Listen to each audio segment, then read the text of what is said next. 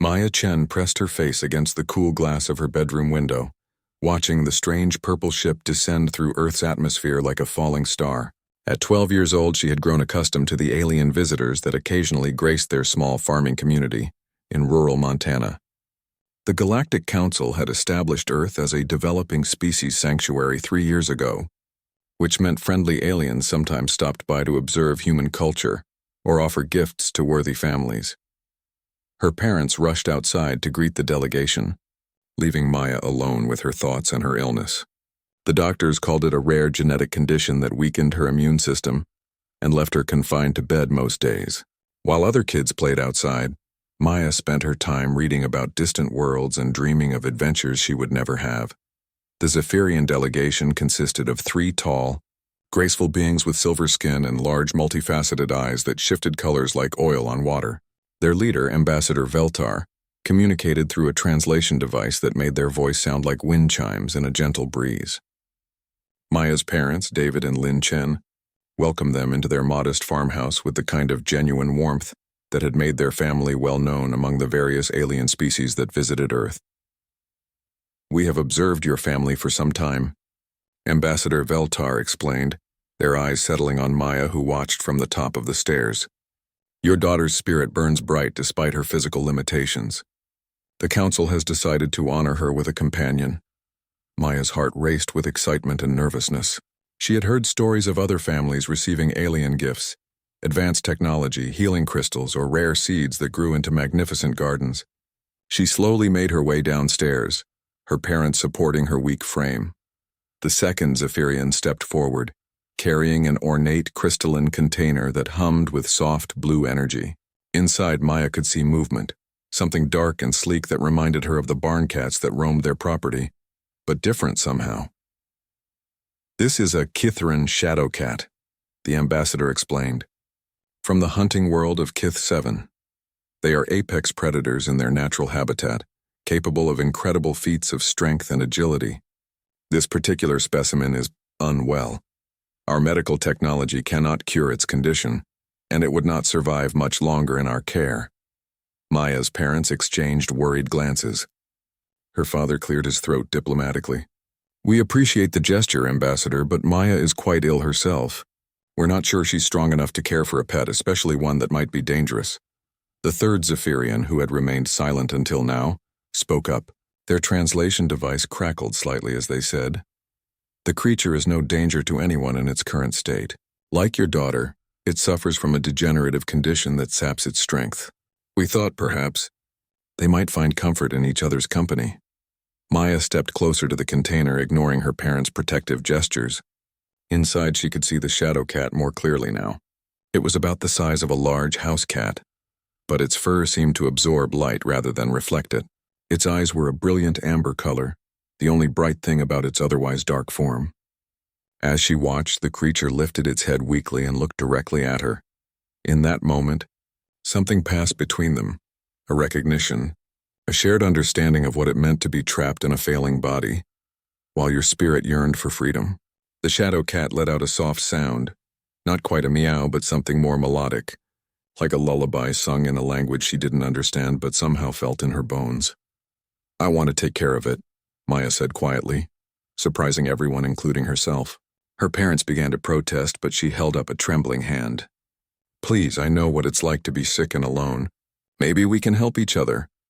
Ambassador Veltar's eyes shifted to a warm golden hue, which Maya had learned was a sign of approval among Zephyrians.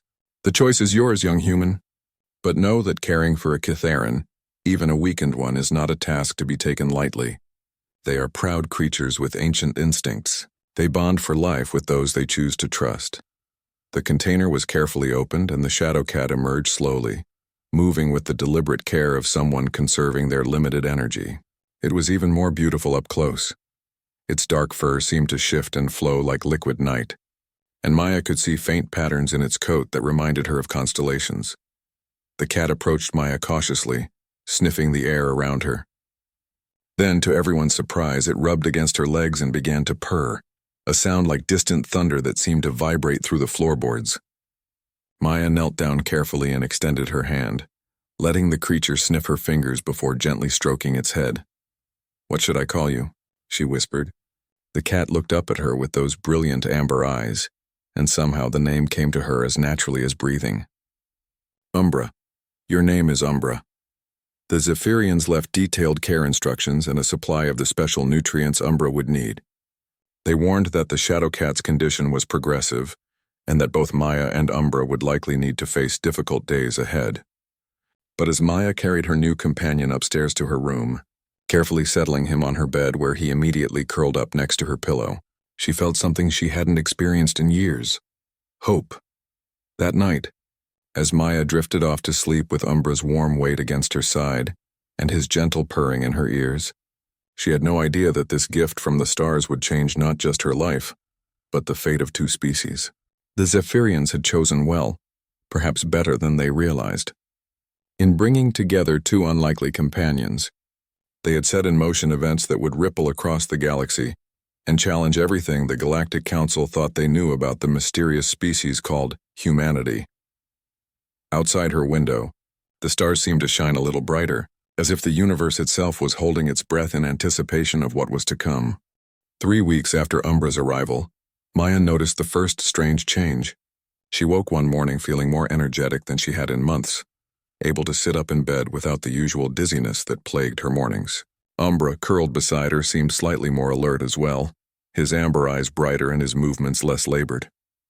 At first, Maya attributed her improved condition to the joy of having a companion.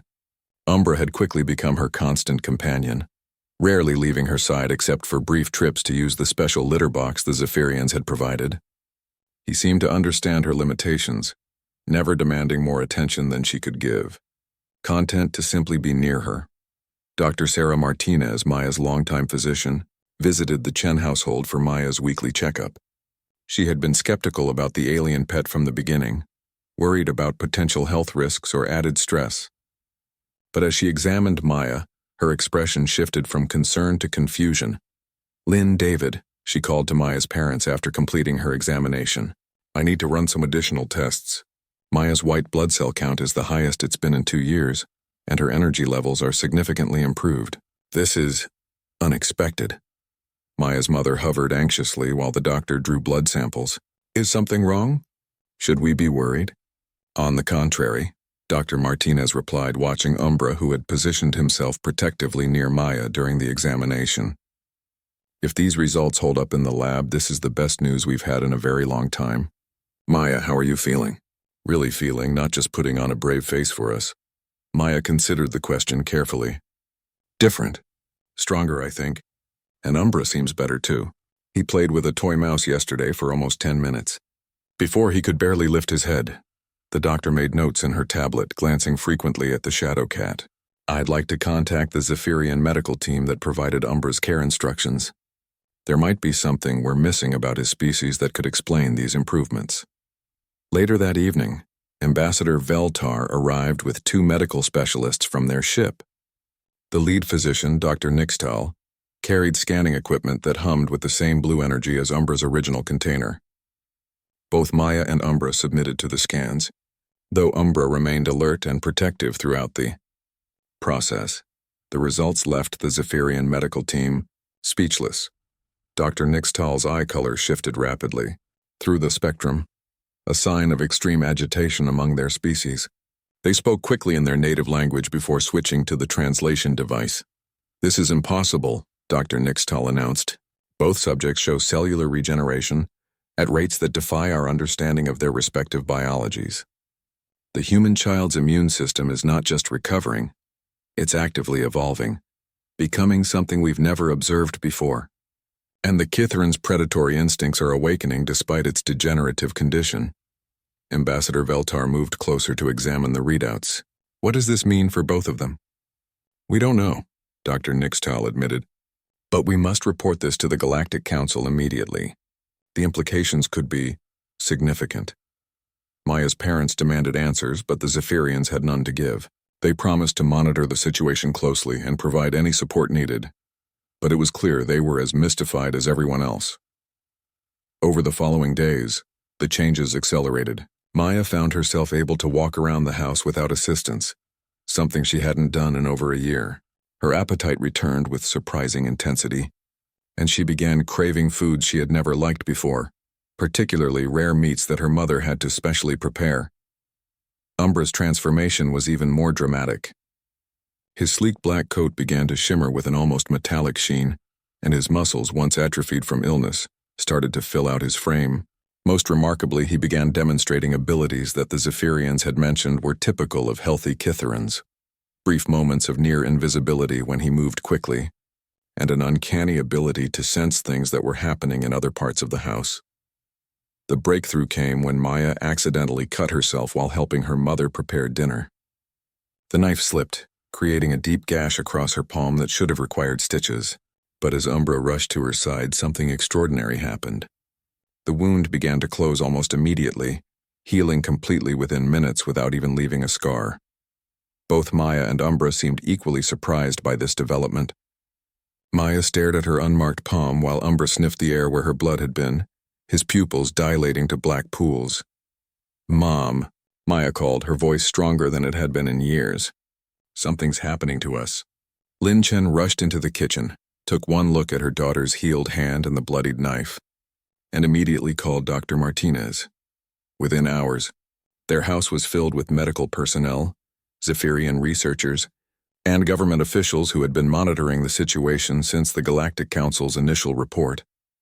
The lead human scientist, Dr. James Wright from the Centers for Disease Control, worked alongside Dr. Nixtal to analyze blood samples from both Maya and Umbra. What they discovered changed everything. "It appears," Dr. Wright explained to the assembled crowd in the Chen's living room, "that Maya and Umbra are somehow sharing biological information at the cellular level. Maya's human adaptability is allowing her to process and integrate aspects of Kitharan physiology, while Umbra is benefiting from human resilience and healing factors." Ambassador Veltar's eyes shifted to deep purple, a color Maya had learned indicated profound shock. Biological symbiosis between species from different worlds is theoretically possible, but we've never observed it in practice. The genetic compatibility requirements alone should make this impossible. Dr. Nixtal nodded gravely. Unless both species possess some underlying genetic similarity that we haven't identified. This could suggest that humans and Kitharans share a common evolutionary ancestor, despite being from worlds separated by hundreds of light years. Maya listened to the scientific discussion while absently stroking Umbra's increasingly luxurious fur. She understood that what was happening to them was supposed to be impossible, but it felt completely natural. She and Umbra were becoming something new together, something that neither human nor Kitharan could achieve alone. As night fell and the various officials departed to file their reports and plan next steps, Maya sat on her bed with Umbra, both of them stronger than they had been since their illnesses began. But Maya sensed that this was only the beginning. Whatever was happening between them was accelerating, and she had a feeling that their quiet life in rural Montana was about to become much more complicated. 2 months after the symbiosis began, Maya woke to find Umbra missing from her bed. This had never happened before. Since his arrival, the Shadow Cat had remained constantly at her side, their bond growing stronger each day. Panic flooded through her as she realized she could still sense him somehow, a warm presence at the edge of her consciousness that seemed to be calling to her from outside. She found him in the backyard, standing perfectly still in a patch of moonlight. But this wasn't the weakened creature that had arrived in the Zephyrian container. Umbra had grown to nearly twice his original size, his muscles rippling beneath fur that seemed to absorb the darkness around him. His amber eyes now glowed with an inner light that made Maya's breath catch in her throat. "Umbra," she whispered, stepping barefoot onto the cold grass. "What are you doing out here?" The Shadow Cat turned to her, and for a moment Maya saw something ancient and wild in his gaze, the apex predator he was always meant to be. But then recognition flickered in those luminous eyes, and he padded over to her with the same gentle affection he had always shown. As Umbra approached, Maya became aware of her own transformation. She was standing outside in nothing but her nightgown, in near-freezing temperatures, and she felt perfectly comfortable. Her bare feet, which should have been numb with cold, felt warm and sure on the ground. Most startling of all, she could see everything around her with crystal clarity despite the darkness. Every blade of grass, every star in the sky, every detail of Umbra's magnificent form. "We're changing faster now," she said.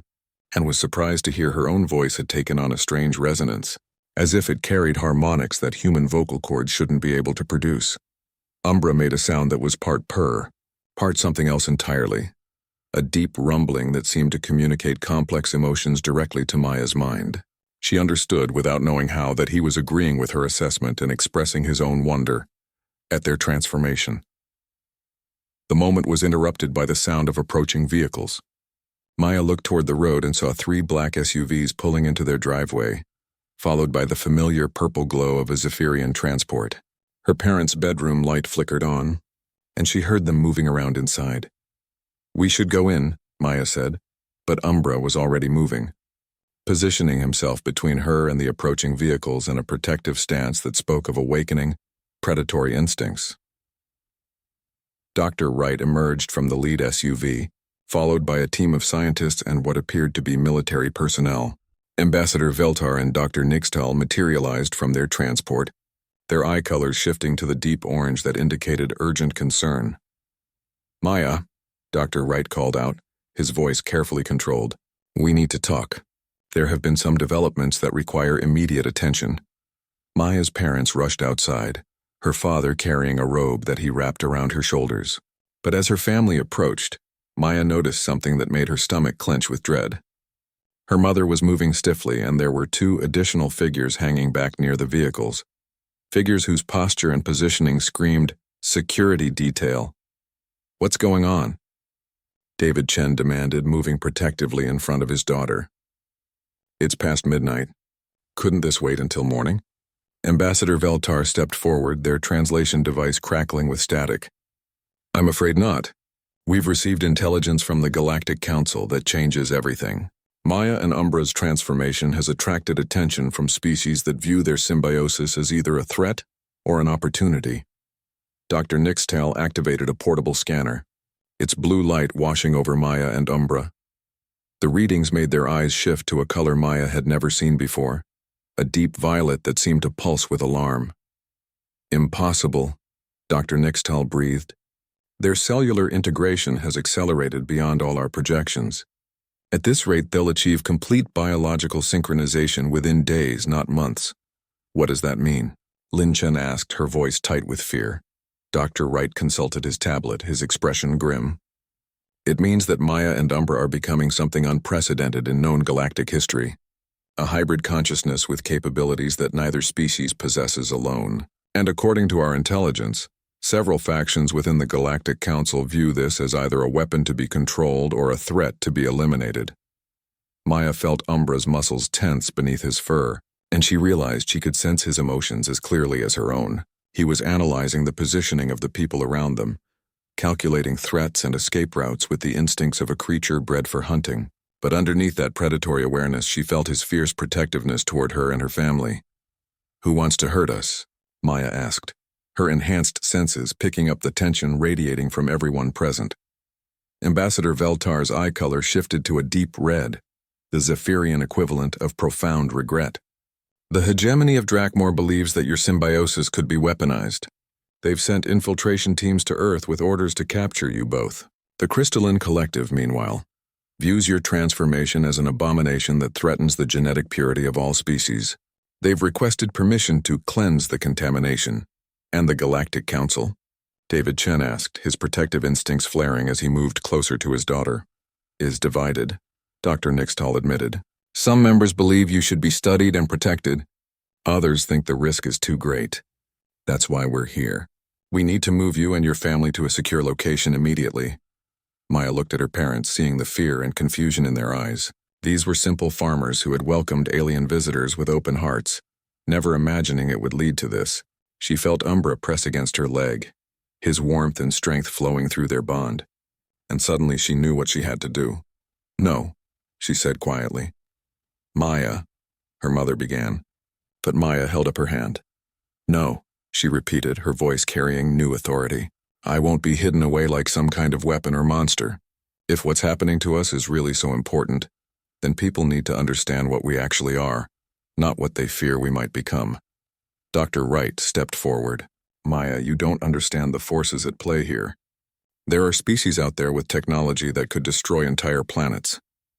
This isn't a decision a 12-year-old should make.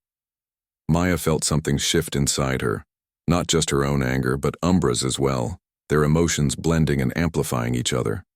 When she spoke again, her voice carried harmonics that made everyone present step back involuntarily. I stopped being just a 12-year-old human the moment Umbra and I chose each other.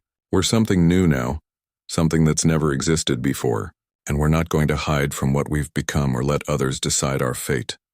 The shadow cat beside her seemed to grow larger, his fur rippling with patterns of light and darkness that hurt to look at directly. Maya realized that their transformation was accelerating again, triggered by the stress and threat of the situation. If these other species want to understand what we are, Maya continued, her enhanced senses picking up the fear and awe radiating from everyone around her, then they're going to have to deal with us directly. We're not running and we're not hiding. We're going to show the galaxy what happens when two dying souls choose to save each other. In the distance, more vehicles were approaching, some terrestrial, others clearly of alien origin. Maya understood that the quiet chapter of her life was ending, and whatever came next would determine not just her fate and Umbra's, but potentially the future of human-alien relations throughout the galaxy. She was no longer afraid. Whatever she and Umbra were becoming, they would face it together. The first attack came at dawn, just as Maya's family was being evacuated to the secure facility Dr. Wright had prepared. The Drakmor assault ship materialized out of stealth mode directly above their farmhouse. Its angular black hull bristling with weapons that crackled with energy Maya could somehow see across multiple spectrums of light. "Everyone down!" Dr. Wright shouted, but Maya was already moving, her enhanced reflexes carrying her away from the evacuation vehicles faster than any human should be able to move. Umbra flowed beside her like liquid shadow, both of them guided by instincts that belonged to neither of their original species. The Drakmor energy beams carved smoking furrows through the ground where Maya's family had been standing moments before. Ambassador Veltar's transport rose to meet the attack, its crystalline hull shimmering with defensive shields, but the Zephyrian vessel was designed for exploration, not warfare. Maya watched in horror as the Drakmor ship's main cannon charged for another strike, this one aimed directly at her parents. Time seemed to slow as her enhanced perceptions took in every detail. The fear on her mother's face, her father's desperate attempt to shield his wife with his own body, the cold calculation in the alien weapon systems as they locked onto human targets. Something primal awakened in Maya's chest, a rage that belonged to both her human heritage and Umbra's predatory nature. She felt their consciousness merge more completely than ever before, their separate identities blending into something entirely new. When she spoke, her voice carried the harmonics of two species united in fury. "You will not harm my family." The words seemed to ripple through reality itself. Maya felt power surge through her body, not just her own enhanced human capabilities, but Umbra's hunting instincts magnified and transformed by their symbiosis.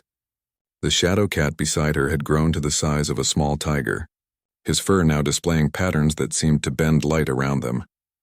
Maya launched herself into the air with strength that defied gravity, Umbra flowing around her like living darkness.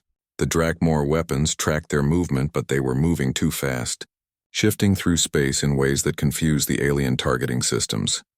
She landed on the hull of the Drakmor ship with impact that dented the advanced metal, Umbra materializing beside her as they found themselves face to face with beings that looked like walking nightmares.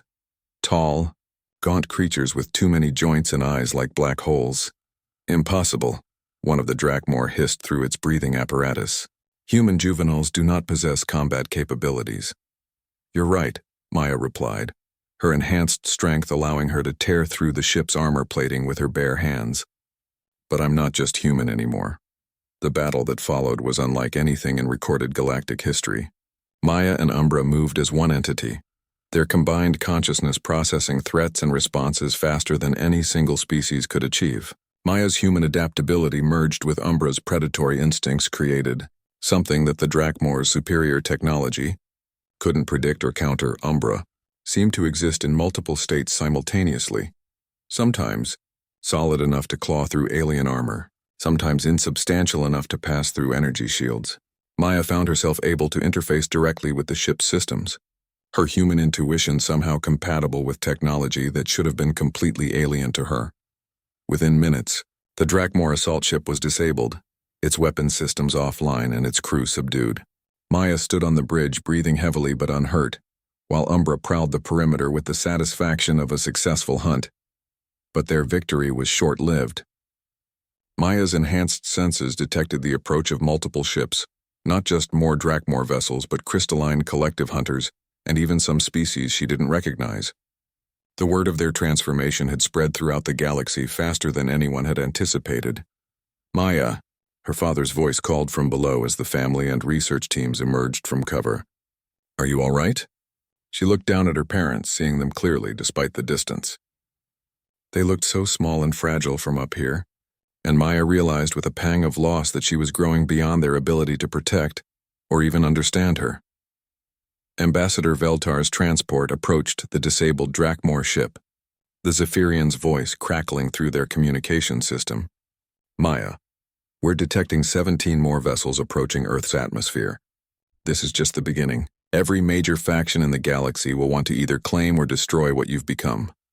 Maya felt Umbra's thoughts merge with her own as they considered their options. They could flee, try to find some remote corner of the galaxy where they could complete their transformation in peace. They could surrender to the Galactic Council and hope for protection. Or they could do something that no one expected. "Dr. Wright," Maya called down to the scientist who was documenting everything with barely contained excitement.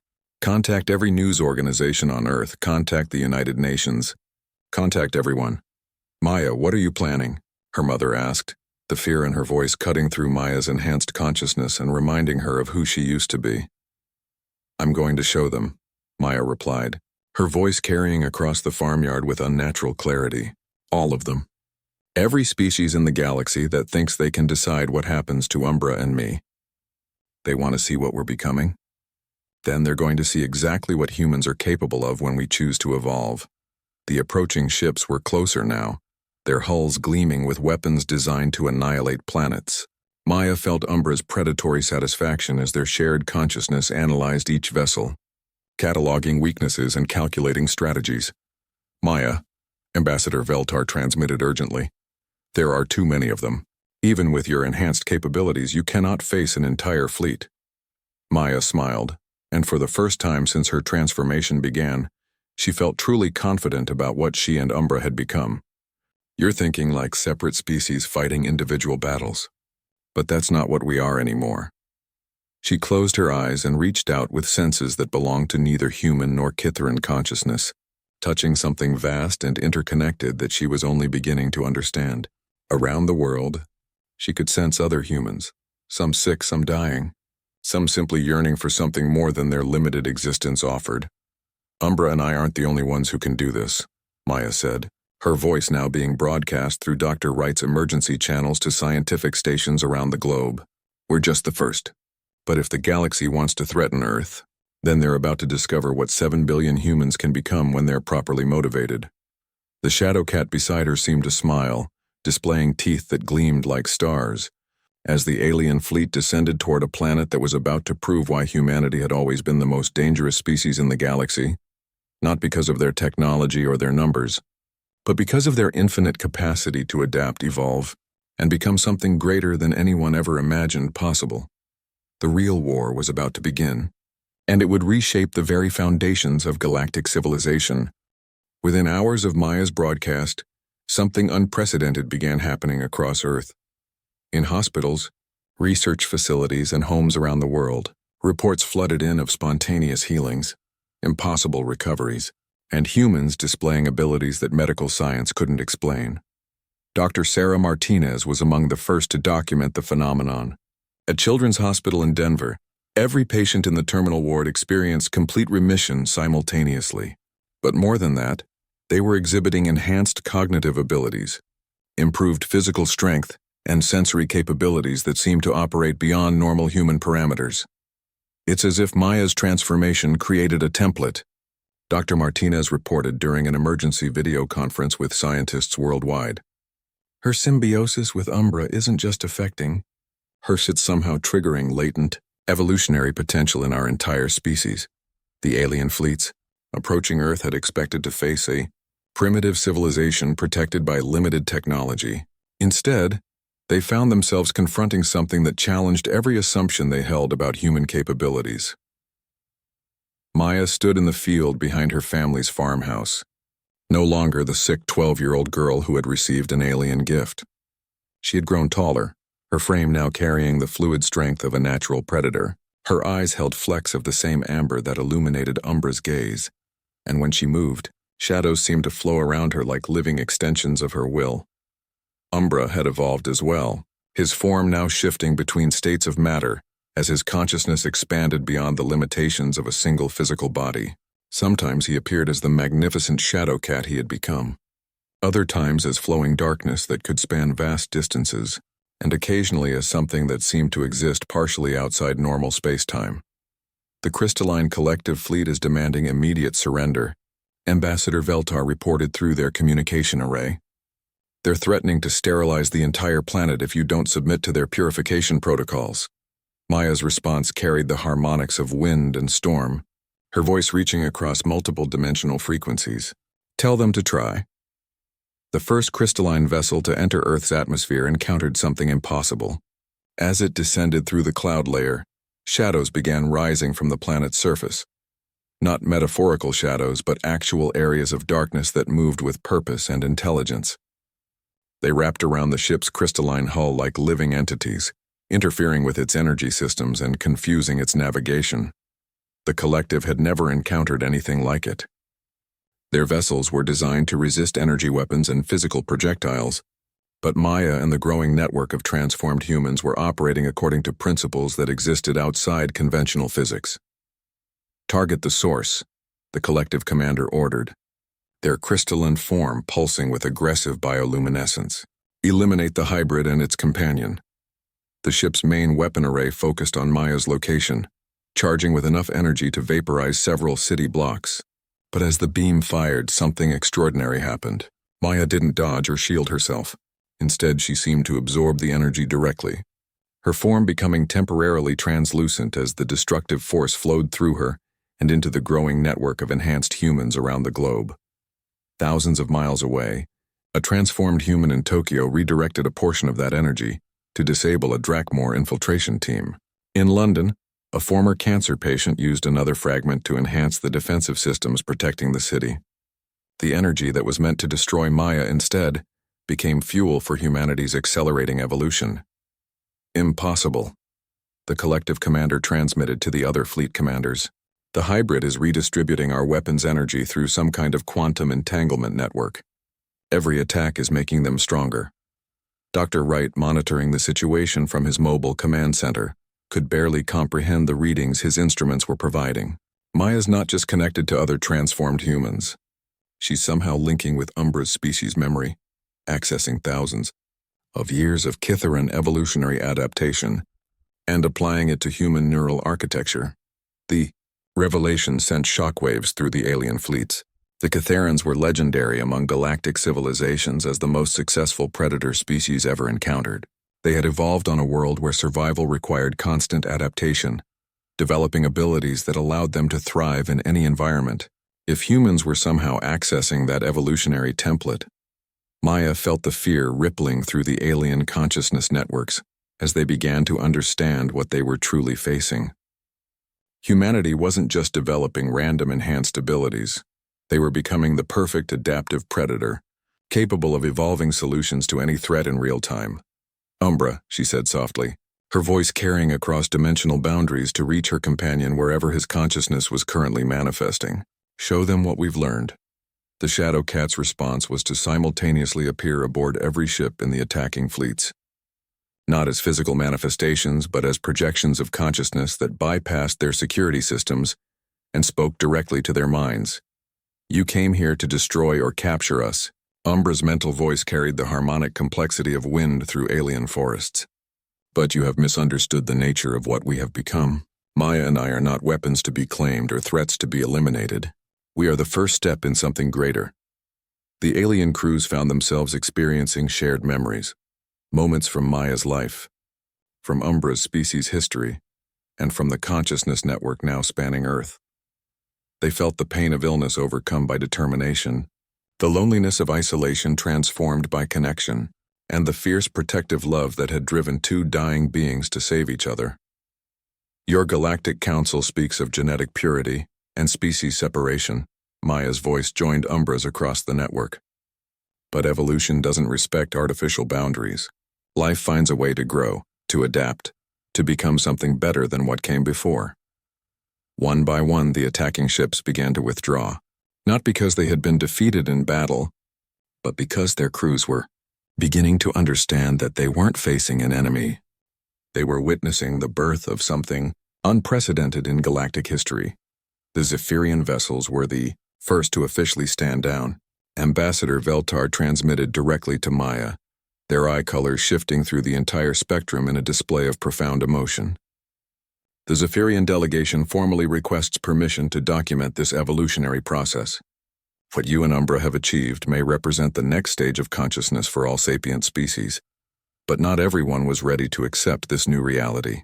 Deep within the combined fleets, factions were forming among those who saw humanity's transformation as an existential threat that had to be eliminated regardless of the cost. Maya sensed their intentions through the expanding network of human consciousness, feeling the dark determination of beings who would rather destroy Earth than allow humanity to continue evolving beyond their control.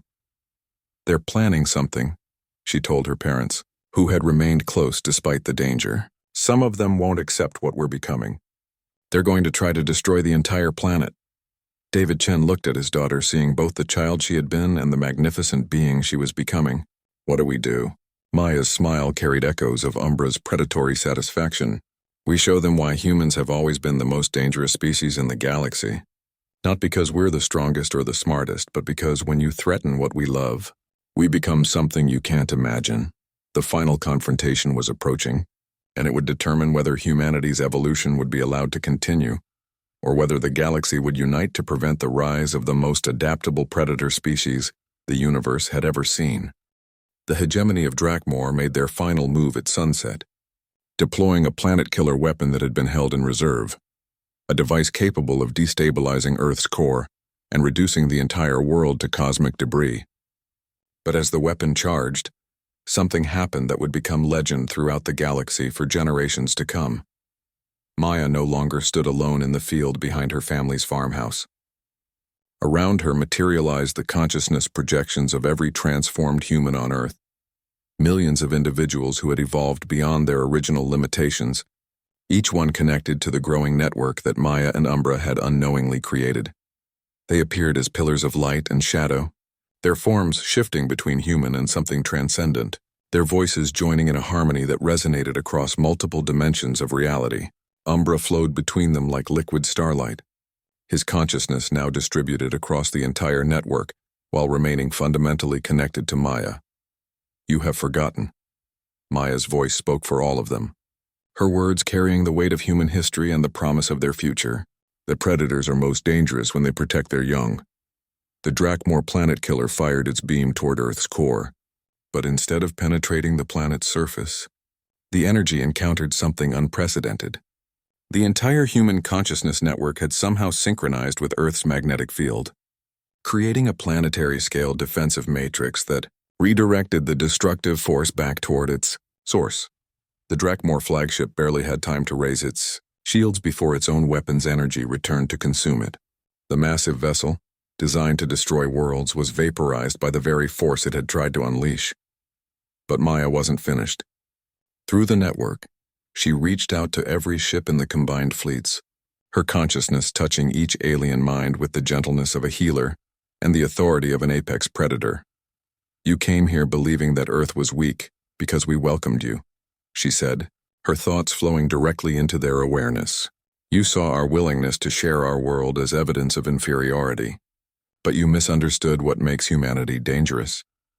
The transformed humans around her began to demonstrate abilities that defied galactic understanding of biological limitations. Some manipulated gravitational fields with thought alone. Others appeared to exist in multiple locations simultaneously. Still others seemed to phase in and out of normal space-time, accessing dimensional layers that most species couldn't even detect. We don't become strong by dominating others, Maya continued, her consciousness expanding to encompass the growing network of evolved humans. We become strong by lifting each other up. Every act of compassion, every moment of connection, every choice to help instead of harm, these things don't make us weak. They make us infinite. Umbra's form solidified beside her, no longer the sick alien pet that had arrived months ago, but a magnificent being whose evolution paralleled humanity's own transformation. His amber eyes held the wisdom of ages and the fierce protectiveness of a creature who had found his true pack. The Catharan species archives, he spoke through the network, his consciousness reaching into genetic memories thousands of years old, contain records of a prophecy. It spoke of a time when two dying species would choose each other and, in doing so, would awaken something that would reshape the galaxy itself. The alien fleets found themselves experiencing shared visions, glimpses of possible futures where the barriers between species dissolved, where consciousness evolved beyond the limitations of individual biology, where the galaxy became something greater than the sum of its parts. Ambassador Veltar's transmission carried harmonics of wonder and reverence. The Zephyrian Collective formally requests to join this evolutionary process. We offer our knowledge, our technology, and our commitment to whatever humanity is becoming. One by one, other ships in the fleet began transmitting similar requests. The Crystalline Collective, species whose rigid adherence to genetic purity had defined their civilization for millennia, found themselves questioning everything they believed about the nature of consciousness and evolution. But the most profound change came from an unexpected source. Deep within the Drakmor fleet, the surviving crews began experiencing something their species had believed impossible: empathy. For the first time in their history as conquerors and destroyers, they felt genuine connection to other beings. Maya sensed their confusion and fear as lifelong conditioning warred with new understanding. "Evolution isn't just about physical adaptation," she said gently, her thoughts reaching the traumatized Drakmor minds. "It's about becoming more than what you were. All of you have that potential." Dr. Wright's instruments were recording phenomena that would require entirely new branches of science to understand. "Maya's network isn't just transforming humans," he reported to the Emergency Council of World Leaders. "It's somehow catalyzing evolutionary potential in every sapient species that comes into contact with it." The moment that changed everything came when one of the Drakmor ships approached Earth's atmosphere, not as an attacker but as a supplicant. Its crew had chosen to surrender not to superior force, but to the possibility of becoming something better than what their species had always been. Maya welcomed them with the same gentle strength she had shown to every being who chose connection over conquest. Through the network, she shared human memories of redemption, of second chances, of the profound healing that came from choosing love over fear. The transformation that followed would be remembered as the moment when galactic civilization truly began. Species that had been enemies for millennia found themselves capable of understanding each other on levels that transcended language or culture. Barriers that had seemed insurmountable dissolved as consciousness itself evolved beyond the limitations of individual biology. Months later, Maya stood once again in the field behind her family's farmhouse. But the world around her had changed beyond recognition. Earth had become the heart of a new kind of galactic community, where beings from across the stars came to experience the evolutionary potential that humanity and their Kithran companions had unlocked.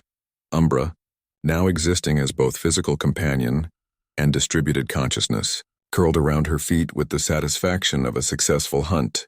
But they hadn't hunted prey. They had hunted possibility itself, and in doing so had given the galaxy something it had never imagined. "Do you think we did the right thing?" Maya asked, her voice carrying undertones that spoke to consciousness networks spanning light years.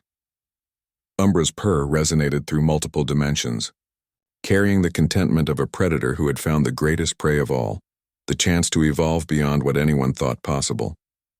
"We chose each other," he replied, his thoughts blending with hers in perfect harmony. Everything else followed from that choice. Above them, the stars shone brighter than they ever had before, as if the universe itself was celebrating the birth of something new, something that proved that evolution's greatest triumph wasn't the survival of the fittest, but the transformation of the willing into something greater than the sum of their parts.